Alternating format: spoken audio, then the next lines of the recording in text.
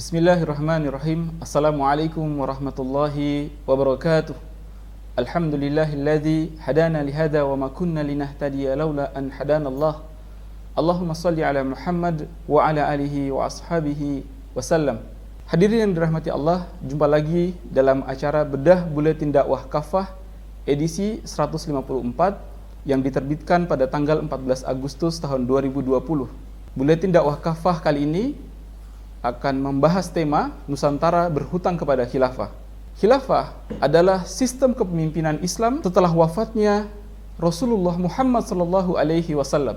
Khilafah memiliki 3 fungsi utama. Yang pertama adalah menjaga agama Islam, yang kedua adalah menerapkan Islam, dan yang ketiga adalah menyebarluaskan Islam ke seluruh penjuru dunia.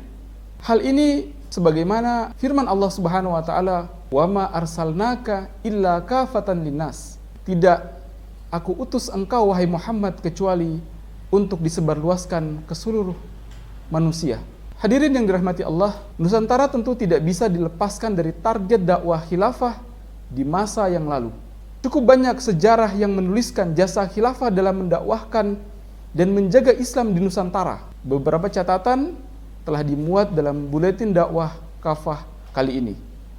Misalnya, dalam tulisannya yang berjudul Two Letters from the Maharaja to the Khilafah, Eski Fatimi membeberkan sepak terjang Khalifah Umar bin Abdul Aziz dalam menyebarluaskan Islam ke seluruh penjuru dunia, termasuk di Nusantara. Di masa Khalifah Umar Abdul Aziz pula terjadi hubungan yang intensif dari khilafah kepada Nusantara. Hadirin yang dirahmati Allah, menurut Fatimi, penguasa kerajaan Sriwijaya saat itu yang berpusat di Pulau Sumatera, yakni Maharaja Sri Indra Farman, pernah menuliskan suratnya yang ditujukan kepada Khalifah Umar bin Abdul Aziz di Damaskus. Di dalam surat tersebut tertulis ungkapan Maharaja Sri Indra Farman, "Saya ingin Anda mengirimi saya seorang yang dapat mengajarkan Islam kepada saya dan menjelaskan kepada saya tentang hukum-hukumnya." Pada masa berikutnya, ketika pucuk khilafah sudah beralih kepada Bani Utsmaniyah di Turki, Sultan Aceh yang ketiga, yakni Sultan Alauddin Riayat Shah Al-Qohar,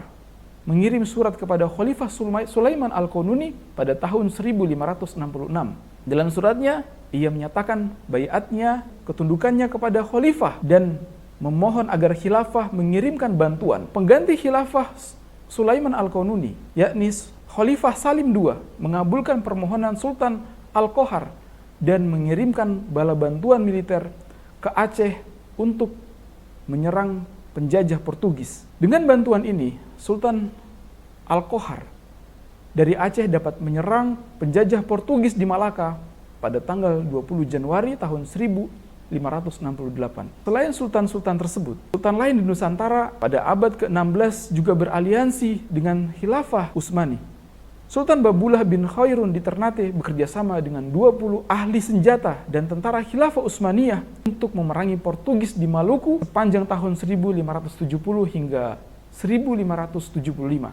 Sepanjang abad 17, banyak penguasa Islam di Nusantara yang meminta utusan ke Mekah dan Istanbul untuk menyatakan ketundukan kepada Khilafah Utsmani. Mereka juga mendapatkan legitimasi sebagai wakil khalifah di masing-masing wilayah negeri mereka.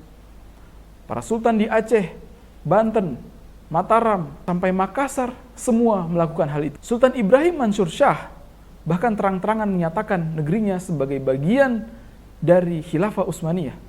Ia berkata, "Sesungguhnya kami penduduk negeri Aceh, bahkan seluruh penduduk di Pulau Sumatera, semua tergolong sebagai rakyat negara adidaya Khilafah Utsmaniyah." Sultan Ibrahim juga meminta izin kepada khalifah untuk menggalang persatuan para sultan di Nusantara untuk menegakkan jihad fisabilillah untuk mengusir penjajah Belanda. Di masa Khalifah Abdul Hamid II, otoritas khilafah banyak menempatkan konsul di Batavia. Keberadaan konsul-konsul ini begitu mengganggu keberadaan pemerintah kolonial Belanda. Salah seorang konsul bernama Muhammad Kamil Bey diketahui menggoyahkan kesetiaan 2 raja pribumi tertinggi di Jawa agar mengurangi kesetiaan mereka kepada pemerintah kolonial Belanda. Sungguh, khilafah sebagai sistem pemerintahan Islam pernah memainkan peranannya di negeri kita.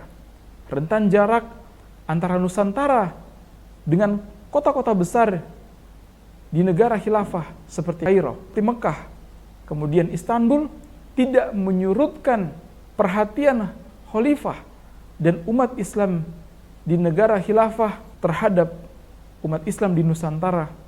Betapa banyak jejak khilafah yang masih berbekas di Nusantara. Tentu jejak yang paling nyata adalah keislaman kita semua pada hari ini.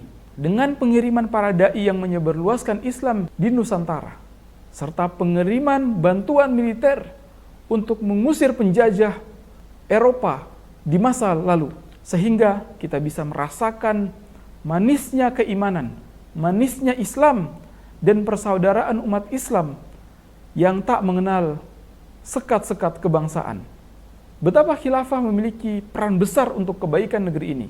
Para orang tua kita pun pada masa lalu memandang positif khilafah sebagai kepemimpinan tunggal bagi seluruh kaum muslimin di seluruh dunia. Semoga hal ini bisa menjadi ibrah bagi kita semua bahwa khilafah adalah bagian dari ajaran Islam yang mulia dan tidak pantas sekalipun khilafah kriminalisasi, bahkan direndahkan.